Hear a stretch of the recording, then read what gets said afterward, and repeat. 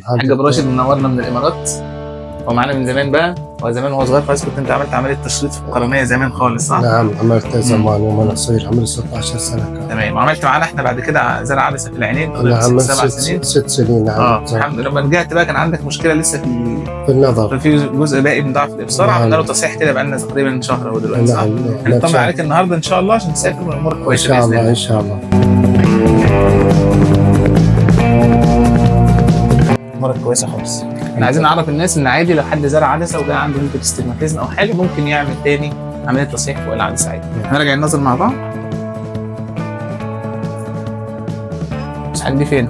يمين ممتاز. يسار فوق ايوه يمين كويسه جدا.